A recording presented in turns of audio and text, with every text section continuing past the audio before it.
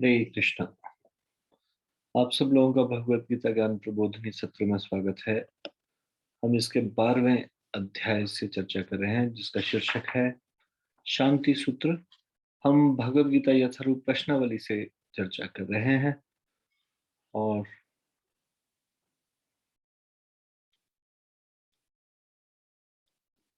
हमने 75वें प्रश्न तक चर्चा की थी। आज 76वें प्रश्न से आगे की चर्चा करेंगे। इससे पहले कि हम ये चर्चा शुरू करें, कृपया आप सब लोग मेरे साथ ही मंगलाचरण पढ़िए। ओम अज्ञानतिमिरान्धस्य ज्ञानाञ्जनशलाकया चक्षुरुन्मीलितं येन तस्मै श्रीगुरुवे नमः। श्रीचैतन्यमनोभीष्टं स्थापितं येन भूतले स्वयं रूपः कदा मह्यं ददाति स्वपदान्तिकम्। वन्देऽहं श्रीगुरोः श्रीयुतपदकमलं श्रीगुरून् वैष्णवांश्च श्रीरूपं साग्रजातं सैगं रघुनाथान्वितं तं सजीवम् साद्वैतं सावधूतं परिजनसहितं कृष्ण चैतन्य देवं श्री राधा कृष्ण पादान सैगण ललिता श्री विशाखान्वितांश्च।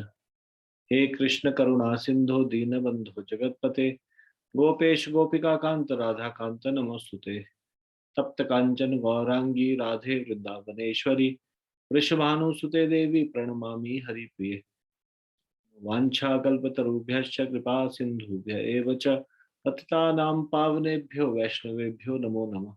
जय श्री कृष्ण चैतन्य प्रभु नित्यानंद श्री अद्वैत गदाधर शिवासादि गौर भक्त वृंद। हरे कृष्ण कृष्ण कृष्ण हरे हरे, हरे राम राम राम हरे हरे।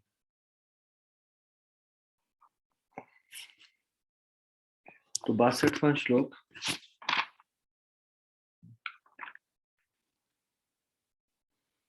इस प्रकार है। ध्यायतो विषयान् पुंसं संगस्तेषुपजायते संगात् संजायते कामा कामात् क्रोधो विजायते।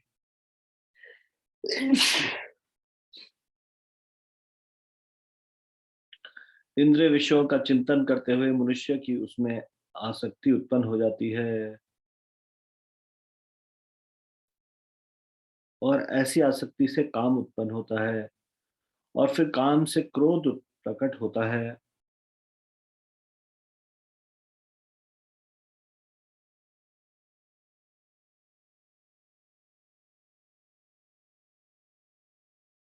तात्पर्य, जो मनुष्य कृष्ण भावना भावित नहीं है उसमें इंद्रिय विषयों के चिंतन से भौतिक इच्छाएं उत्पन्न होती है।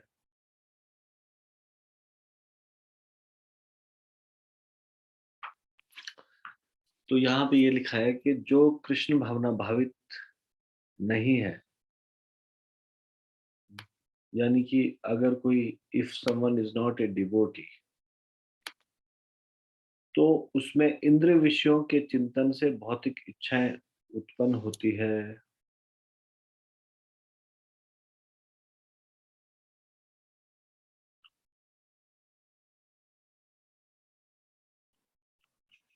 तो पहली चीज तो इंद्रिय विषय क्या है, और जो भक्त होगा कोई तो वो इंद्रिय विषयों का चिंतन करेगा तो उसके अंदर भौतिक इच्छाएं उत्पन्न नहीं होगी क्या? उसके अंदर क्या होगा? मैं आपसे पूछ रहा हूँ, इंद्रिय विषय क्या है? इंद्रिय विषय, और यहाँ कह रहे हैं कि जो डिवोटी नहीं है, कृष्ण भावना भावित नहीं है, वो इंद्रिय विषयों के चिंतन करे तो भौतिक इच्छा उत्पन्न होती है। अगर एक भक्त इंद्रिय विषयों का चिंतन करे तो क्या उसके अंदर भौतिक इच्छा उत्पन्न नहीं होगी? बोलिए, हाथ खड़ा कीजिए। Please raise your hand.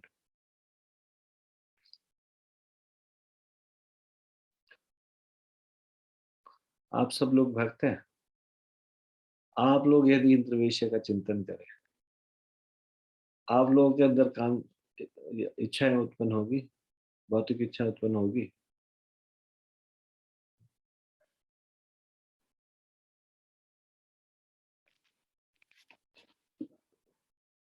बताइए।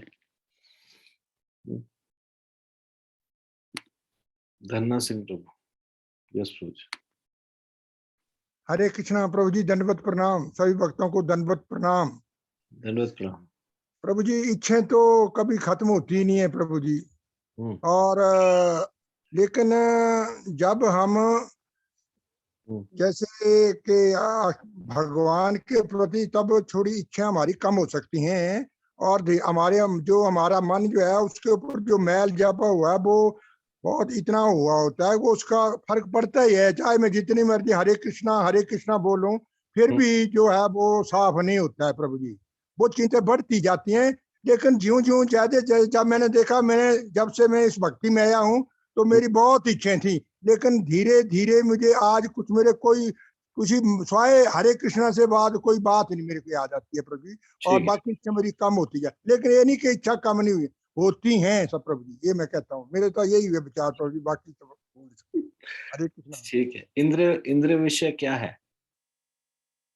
जो हम आंखों से देखते हैं प्रभु, मुंह से जीभ से स्वाद करते हैं, कानों से जो सुनते हैं, और जितनी भी जो इंद्रियां जो काम करती हैं, उनके जो जहां जहां वो भटकती हैं मन द्वारा ले जाते हैं, उनको हम इंद्रियां विषय कहते हैं प्रभु जी। नेहा सिंह माता जी। हरे कृष्णा प्रभु, दंडवत प्रणाम। बोलिए जी, नेहा सिंह। हरे कृष्णा प्रभु जी, दंडवत प्रणाम। प्रभु जी, इसमें ऐसे ही है कि प्रभु जी जैसे हम सारी इंद्रियों को तृप्त करने के लिए कोशिश करते हैं, जैसे हमारी कुछ इच्छाएं हो रही हैं। नॉर्मल पीपल तो अपने लिए तृप्ति करने के लिए करते हैं, और जो भक्त होते हैं प्रभु जी उनका सेंटर भगवान कृष्ण होते हैं। जैसे कि हम प्रभु जी, हमारी इच्छा हो रही है भोजन की, पर हम उनको भगवान को भोग लगा के उनको ग्रहण कर रहे हैं, प्रसाद पा रहे हैं हम लोग। तो ऐसी ही प्रभु जी और भी जैसे इच्छाएं होती हैं तो सेंटर कृष्ण भगवान होते हैं, और ऐसे करते हैं प्रभु जी। सॉरी प्रभु जी, हरे कृष्णा प्रभु, प्रणाम।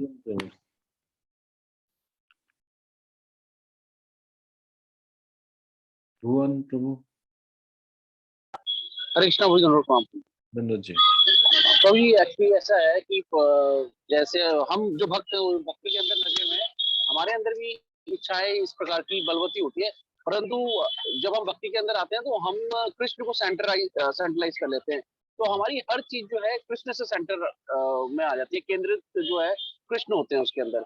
तो मान लीजिए यदि कोई किसी का कोई सपना है कि हाँ भाई मैं कुछ अपना काम करना चाहता हूँ या मैं कुछ बड़ा मकान बनाना चाहता हूँ, तो हम वो कर सकते हैं, परंतु उसमें कृष्ण सेंटर होना चाहिए कि हाँ मकान जो बनेगा वो मैं नहीं होऊंगा, वो उसके स्वामी भगवान कृष्ण होंगे, या ये जो व्यापार हम कर रहे हैं वो व्यापार हमारा नहीं है, वो भगवान कृष्ण का है। तो इस प्रकार से जो भक्त है वो अपनी जो इंद्र विषयों को है वो यहाँ से डाइवर्ट करके सीधे कृष्ण में केंद्रित कर देता है। हरे कृष्ण।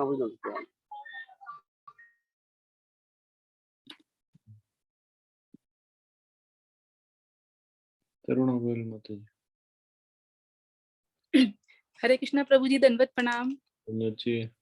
प्रभु जी, जहाँ तक मुझे समझ में आता है प्रभु जी, हम साधारण मनुष्य हैं, तो ऑफ कोर्स प्रभु जी हमारी को इंद्र विषयों में हमारा मन जाएगा, लेकिन जैसा कि हमने, क्योंकि हमारे पास ज्ञान रूपी, हमारे पास ये भगवत गीता का और भागवत का और गुरु का ज्ञान है प्रभु जी, तो ये हमें वो बताता है कि हमारे को आएंगी इच्छाएं हमारे मन में, पर उन इच्छाओं को हमें जिन कुछ इच्छाओं को हमें सहन करना पड़ेगा, और जो हम कर सकते हैं, जैसे देखने के लिए, जैसे अगर मूवी देखने का मन कर रहा है तो हम भगवान का कुछ देखें, हमें कुछ खाने का मन कर रहा है तो हम भगवान को भोग लगा के खाएं, हमें कहीं घूमने का मन कर रहा है तो हम बाहर निकले घर से और मंदिर के लिए जाएं, भगवान के दर्शन करें। तो अपनी इंद्रियों को भगवान को सेंटर बना के उनकी तरफ मोड़ना होगा प्रभु जी। और नाम जप इतना बड़ी कृपा है प्रभु जी हम भक्तों के ऊपर कि आएंगी इच्छाएं, होंगी इच्छाएं, उनको सहने की और उनको खत्म करने के लिए हमें नाम जप बहुत शक्ति देता है प्रभु जी।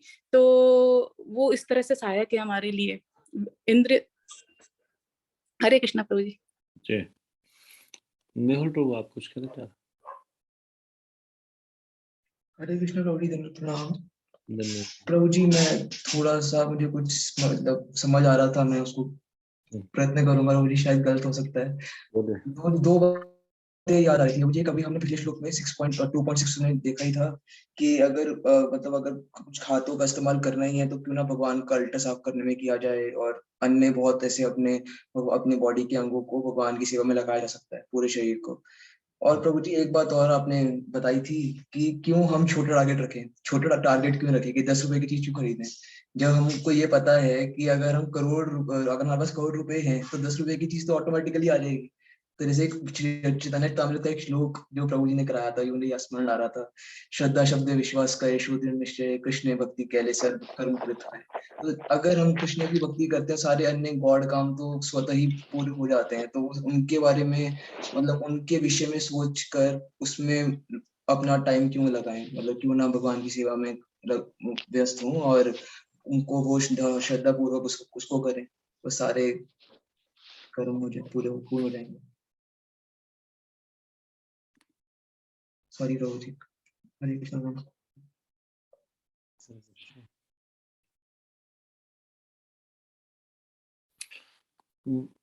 अचिंत्य बापू, आप भी कुछ कंक्लूड करना चाहते हैं? हरे कृष्णा, नहीं प्रभु जी, भक्त ने बोल दिया। ठीक है, ठीक है।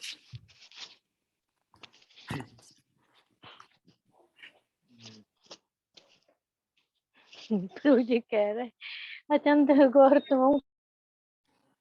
परिजात सुदेवी माता जी, आपकी बार बार अनम्यूट हो रहा है, आपकी बातें सब लोग सुन रहे हैं, ध्यान रखिए थोड़ा। मैं म्यूट करता हूँ यहाँ पे, फिर से अनम्यूट हो जाता है।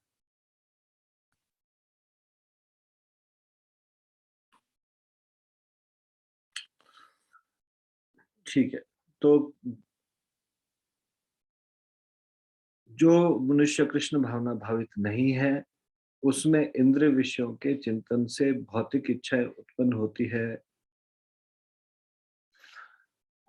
तो जो भक्त है उनके क्या होता है? इंद्रिय विषयों के चिंतन से कृष्ण का स्मरण आता है। फॉर एग्जाम्पल, अगर वो आम को देखते हैं तो उनके मन में इच्छा होती है बढ़िया से बढ़िया आम भगवान को खिलाया जाए। अचिंत्य बाबू ने फिर हाथ खड़ा किया अभी दोबारा से।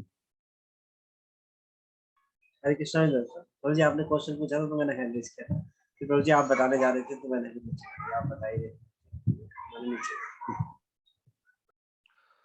तो उनके मन में क्या होता है? उनके मन में भगवान से संबंधित इच्छा उत्पन्न होती है। भक्तों के हृदय में ऐसा होता है। इंद्रिय विषयों का चिंतन करने से क्या होता है? इंद्रिय विषयों का चिंतन करने से भगवान का स्मरण होता है। अब ये बताइए, भगवान का स्मरण, चलो अच्छा आम देखा तब तो इच्छा हुई कि कैसे भगवान को ये आम भोग लगाया जाए।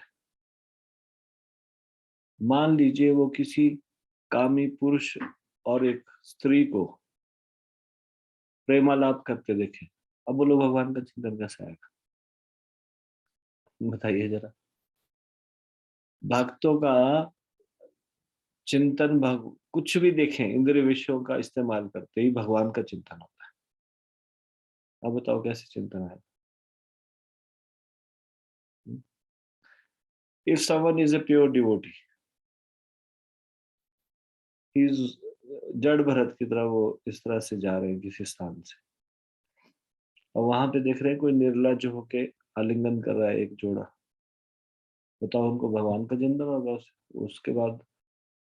बताइए। लेकिन एक भक्त का भगवान के बारे में चिंतन होता है, कैसे हो सकता है? इसमें होगा कुछ?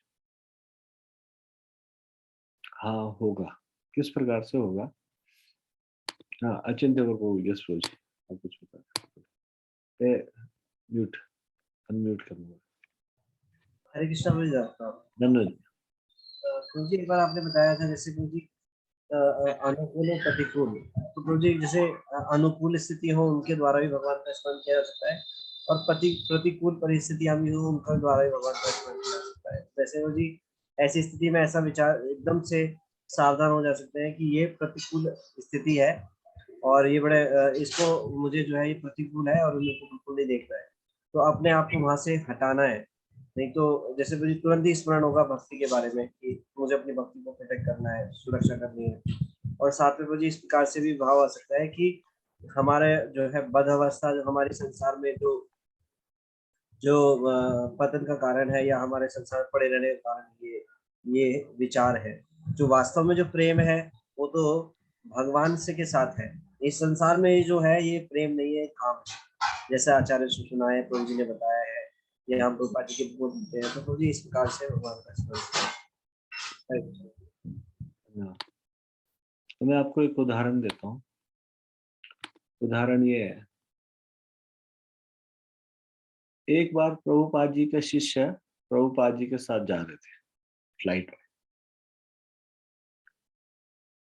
अब फ्लाइट में जा रहे थे, वो फर्स्ट क्लास फ्लाइट थी और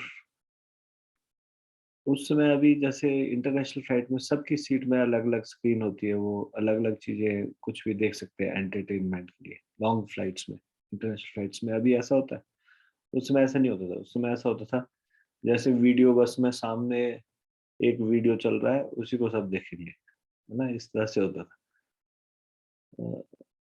तो वहां पे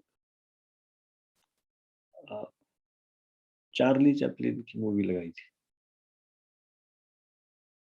अब चार्ली चैपलिन की मूवी लगाई थी तो उस भक्त ने देखा प्रभुपाद जी बड़े इंटरेस्ट से देख रहे, ध्यान से देख रहे। तो वो प्रभुपाद जी को देख रहे एक तरफ के, ये प्रभुपाद जी तो मूवी देखने में मग्न हो गया, ऐसा लग रहा है देखने से।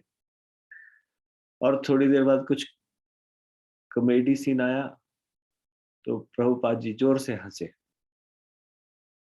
तो ये भक्त थोड़ा देख के आश्चर्यचकित था और सोच रहा था कि भक्त लोग तो संसार के ऐसी चीजों में ज्यादा इंटरेस्ट नहीं लेते। ये मैं क्या देख रहा हूँ, Prabhupada ji Charlie Chaplin movie चल रही थी, मतलब दिख रहा था और एकदम उसको देख के हंस रहे। अभी वो ये सोच ही रहा था कि एकदम से हंसते हंसते प्रभुपाद जी उसकी ओर मुड़े और कहा, you know this humour comes from Krishna. तुम जानते हो ये हास्य कहाँ से आता है? ये कृष्ण से आता है, कृष्ण से। एकदम से जो भी उसके मन में चल रहे थे विचार, वो एकदम से ठीक हो जाते हैं। बोलते कि प्रभुपाद जी वहां पे भी कृष्ण को देख रहे हैं, मतलब कि अगर वो हास्य भी देख रहे हैं, हास्य में भी कृष्ण को देख रहे हैं। भक्त हर चीज में कृष्ण की प्रेजेंस देखते हैं। कोई भी चीज उनको कृष्ण से डिगा नहीं सकती, कृष्ण से दूर नहीं ले जा सकती। लोमश ऋषि ने अपने जीवन काल में कई ब्रह्मा देख लिए। इतनी लंबी है लोमश ऋषि की आयु। इस संसार में सबसे लंबी आयु किसकी? नॉर्मली ब्रह्मा जी की, लेकिन लोमश ऋषि को ऐसा वरदान मिला है। और एक ब्रह्मा की आयु खत्म होती है, एक उनका बाल गिर जाता है। ऐसे लोमश ऋषि, ऐसे लोमश ऋषि जब ये माया का प्रभाव देखते हैं, इस संसार में किस प्रकार से लोग एक दूसरे के प्रति आकर्षित है, माया का प्रभाव देखते हैं, तो उनको भगवान की शक्ति पर आश्रय होता है।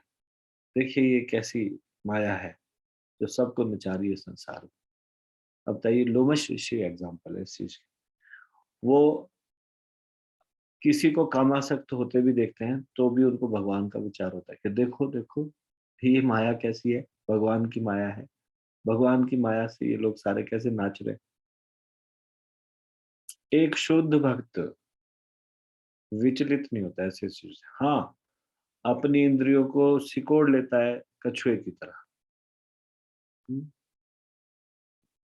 और भगवान की ओर लगाता है। लेकिन अगर कुछ भी चीज क्यों ना हो, उसको भगवान की सेवा में लगाया जा सकता है। काम को भी भगवान की सेवा में लगाया जा सकता है। इंद्रियों में, 11 इंद्रियों में जनेंद्रियां भी है, वो भी भगवान की सेवा में लग सकती है, कृष्ण भावना भावित संतान उत्पन्न करके। और हर चीज, इंद्रियों का संयम हो सकता है, कानों का संयम हो सकता है संसार के बारे में ना सुन के, आंखों का संयम हो सकता है संसारी चीजें ना देख, और जनेंद्रियों का भी संयम हो सकता है संसार अपने आनंद के लिए उनको इस्तेमाल ना करके भगवान के सेवा में समझ के, भगवान के कृष्ण भावना भावित संयम करके, इस प्रकार से हर एक चीज को भगवान की सेवा में लगाया जा सकता है। इस संसार में कोई ऐसी चीज नहीं है जो भगवान की सेवा में नहीं लगाई जा सकती, और इस संसार में किसी भी चीज को देखकर भक्त विचलित हो जाए, ऐसा नहीं। अब जब हम अपने बारे में सोचे हमारी क्या स्थिति है, तो पहली बात तो we are not devotees, we are, हम भक्त बनने की प्रोसेस में है। अगर कोई कहे कि हम भक्त नहीं है, फिर क्या है हम? कच्चे आम है, आम है मतलब आम एक भक्त की संज्ञा दी जा सकती है, लेकिन आम परिपक्व अवस्था में मीठा होता है, कच्ची अवस्था में पहले कड़वा होता है, बाद में कड़वा और खट्टा मिक्स होता है, फिर आस्ते आस्ते खट्टा हो जाता है, खट्टा होने के बाद थोड़ा खट्टा मीठा मिक्स होता है और पकता है तब मीठा हो जाता है। पेड़ पे ऐसे ही होता है ना आम, जब आम पेड़ पे लगता है, अगर कोई उसको अपरिपक्व अवस्था में तोड़ के खाए तो आम अभी पका नहीं है, वो उसमें वो कड़वाहट देगा शुरुआत में, फिर थोड़ा सा कड़वा खट्टा होगा, फिर खट्टा होगा, फिर खट्टा मीठा होगा, जब परिपक्व अवस्था में होगा तब अमृत के समान होगा, मीठा होगा। उसी प्रकार से जब भक्ति में प्रारंभिक अवस्था में है, दोषों से युक्त है, कड़वे हैं, खट्टे कड़वे हैं, खट्टे हैं, खट्टे मीठे हैं, बाद में मीठे मीठे, आम आम ही है। भक्त भक्त हमारी अवस्था में हम दोष युक्त हो सकते हैं, गलती कर सकते हैं, लेकिन हम अभी पक्के नहीं हैं। लेकिन जो पक्के हैं उनको इस संसार की कोई भी दशा विचलित नहीं कर सकती, किसी भी चीज से विचलित नहीं हो सकते, ना वो किसी चीज से बहुत ज्यादा आह्लादित हो जाते हैं, बाकी लोग ऐसा भी नहीं होता, और किसी चीज से बहुत ज्यादा दुखी हो जाए, ऐसा भी नहीं होता, समान रह सकते हैं वो इस संसार के दुख और सुखों में। इंद्रियों को किसी न किसी कार्य में लगे रहना चाहिए, और यदि वे भगवान की दिव्य प्रेम भक्ति में नहीं लगी रहेंगी तो वे निश्चय ही भौतिकतावाद में लगना चाहेंगी।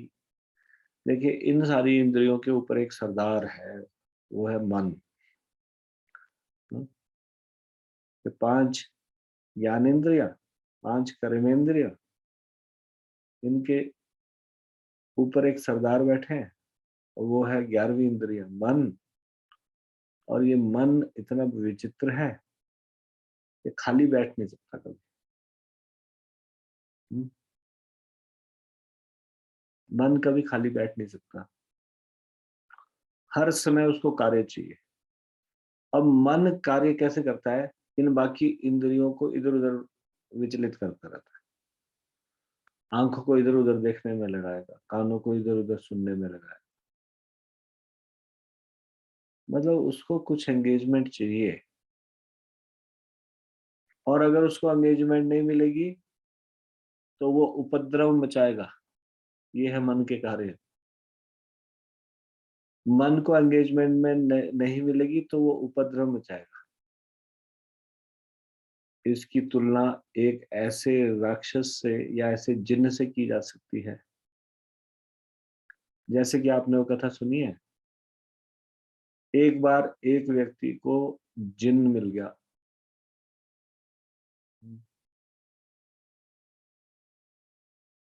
और जिन्न उसके सामने आता है और कहता है क्या सेवा है मेरे स्वामी। तो उसने जो जो सेवाएं हो सकती थी वो बताई, जो भी मन में जो इच्छाएं थी। अब जो भी इच्छा वो कुछ व्यक्त करते थे वो तुरंत पूरी कर देता था। इसलिए बहुत सुंदर मकान हो, बहुत सुख सुविधाएं हो, धन हो, ऐसी सारी इच्छाएं पूरी करने के बाद उसने उस जिन्न से कहा कि अब तुम विश्राम कर लो। बोलते वो मुझे नहीं आता, बस विश्राम करना नहीं मुझे आता। और उन्होंने बोला, उस जिन्न ने कहा मुझे कार्य बताइए, अगर नहीं बताओगे तो मैं तुम्हें खा जाऊंगा। अब ये जितना प्रसन्न था वो व्यक्ति, अब वो घबरा गया, ये कैसा जिन्न है। अभी कहता है मैं सेवक हूं, और सेवक है और हर चीज की आज्ञा पालन करने के लिए तैयार है, लेकिन कोई भी कार्य बता दो तो पूरा करके आ जाता है, फिर बोलता है और क्या सेवा है बताइए, और अगर सेवा ना बताए तो फिर बोलता है खा जाऊंगा। तो फिर वो कहते हैं कि अच्छा ठीक है, उस मौसम में जो चीज नहीं मिलती वो दुर्लभ चीज बोलते हैं। वो बोलता है ठीक है, तुम अभी बेमौसम में वो आम की फरमाइश करते हैं। जिन एकदम से जाता है, कुछ ही देर में आम लेके आ जाता है। फिर उसके बाद वो सोचते हैं कि क्या किया जाए। फिर वो बोलते हैं कि अच्छा एंटार्क्टिका से तुम बर्फ लेके आ जाओ। तो तुरंत जाता है वहां से बर्फ लेके आ जाता है। तो सोचते हैं ये जिन्न जो है, इस कोई भी काम उसके लिए मुश्किल नहीं है, जो भी काम बोलो तुरंत में पूरा करता है। तो अब वो अपनी जान का भय पड़ गया, क्योंकि वो कोई भी कार्य बताते थे वो पूरा कर लेता था।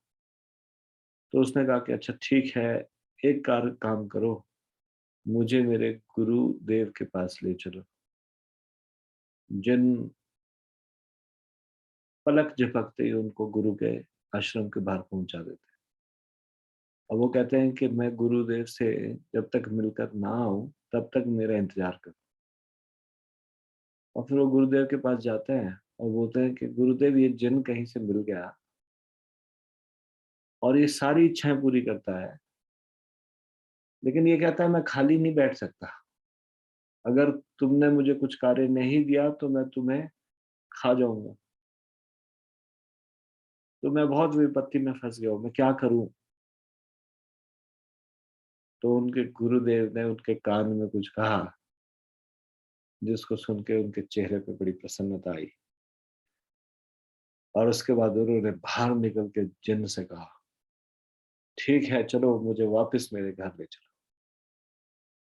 जिन्न ने वापस घर लेके आया। फिर कहा कि एक बांस लेके आओ और सामने गाड़ो मेरे घर के सामने। जिन्न ने पलक झपकते ही एक बांस को काट दिया। तो उसके बाद कहा कि जब तक मैं दूसरा आदेश ना दूं तब तक ऊपर चढ़ो नीचे उतरो, ऊपर चढ़ो और नीचे उतरो। अब वो जिन्न खाली नहीं बैठ सकता, उसको एक काम मिल गया, एक बांस को गाड़ के अब वो जब तक दूसरा आदेश ना मिले तब तक वो ऊपर चढ़ रहा है, नीचे उतर रहा है। उसी तरह से ये मन उस जिन्न की तरह है, ये भी खाली नहीं बैठ सकता। ये तुरंत आ जाता है कोई भी चीज के बारे में चिंतन करके, और उसके बाद फिर बोलता है और कुछ चीजों के बारे में चिंतन करने लगता है, संकल्प विकल्प करने लगता है। तो इसको क्या करना चाहिए, इस मन को लगाना चाहिए जैसे एक माला है, माला माला में यहाँ से इधर तक जाए और यहाँ से इधर तक जाए, ऐसे करते हैं ना माला। एक सिरे से शुरू करते हैं, दूसरे सिरे पे खत्म करते हो सुमेरु के पास, फिर वहीं से उल्टा मोड़ते हैं, इधर को करते हैं, सुमेरु को नहीं लागते। जैसे उस जिन को कहा कि तुम बांस को गाड़ के ऊपर चढ़ो नीचे उतरो, ऊपर चढ़ो नीचे उतरो, जब तक दूसरा आदेश नहीं मिलता। वैसे इस मन को भी बोलना चाहिए, तुम इस कोने से उस कोने तक जाओ 108 धाने, फिर उधर से दोबारा इधर तक आओ। तो यही काम करो जब तक अगला कार्य नहीं मिलता। कहने का मतलब ये है कि भगवान का नाम का उच्चारण करो, खाली नहीं बैठने देना इस मन को। खाली बैठेगा तो आपने सुना है ये, empty mind is devils workshop. और ये जो भक्त नहीं है वो भी समझ गए अंग्रेज लोग, और ये कहावत बन गई। आम संसार के भौतिक लोग भी समझ गए, खाली दिमाग शैतान का घर। ऐसा बोला जाता है, खाली दिमाग शैतान का घर। सामान्य लोगों को भी ये बात समझ में आ गई, खाली दिमाग जो है वो शैतान का घर है। तो इसको खाली क्यों रहने दिया जाए, इसको खाली नहीं रहने दिया जाए, इसको भगवान की भक्ति में लगाया जाए। और जब भगवान की भक्ति में लगाया जाएगा तो फिर ये कंट्रोल में रहेगा, नहीं तो ये हमें खा जाएगा।